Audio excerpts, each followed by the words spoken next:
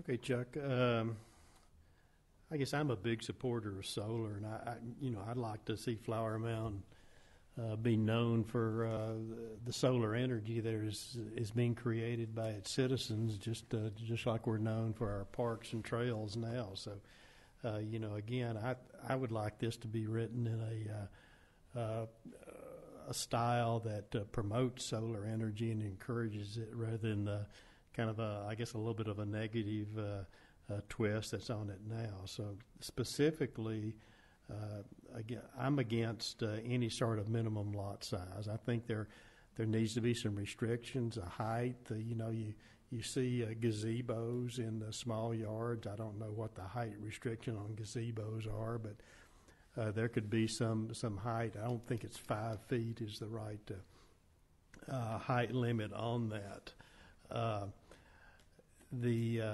Again, as people mentioned, if you're unfortunate or fortunate where your house faces faces the south, I just can't see restricting those people to not be providing panels on the roof. And as your statistics showed, I think roof-mounted systems are really the future of this, so more than the frames in the backyard, as we can see by the number of installations and really what's happening in the states that are real active with solar now. It's I found on the web CertainTeed is putting out a solar shingle where you pull off shingles and it fits in there, and it's very little extra height above your standard shingle. So I think the roof-mounted systems will probably become the standard on this, and I just think it's a different look. I mean, remember when everybody had the wood shingled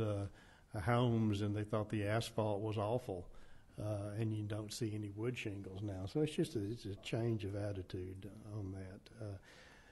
And again, the amount of kilowatts or wattage that you're generating, I think that should be the homeowner's prerogative on that. I just don't see, first of all, I don't see how you'd regulate it because I think every home constantly changes. As you change out your air conditioner, you buy a freezer for the garage. It's just a hard thing to measure. So, let the homeowner generate what he can. If he can put it in the grid and get paid for it, more power to him. Because every kilowatt we generate with solar or wind, that's less coal-burning plants over in East Texas contributing to our 8th worst air in the U.S. here in the Metroplex. So, more we can generate, the better. So,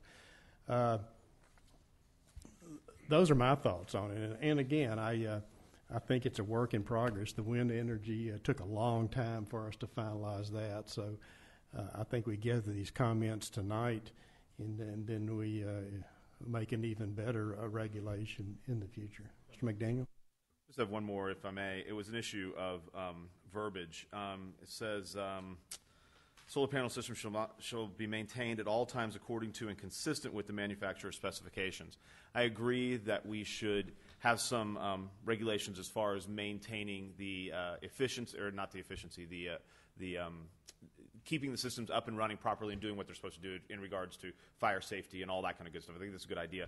But I don't think there's any of us that maintain our computers or our cars or our stoves or coffee makers according to the manufacturer's specifications for a number of different reasons. A lot of times we find through blogs and groups and whatever that there may be a better way to maintain the system or a different way other than manufacturer specifications. And if you write that into the law, it basically would give the town the right to come in and say, can we see your specifications and show us your maintenance records? You're shutting it down.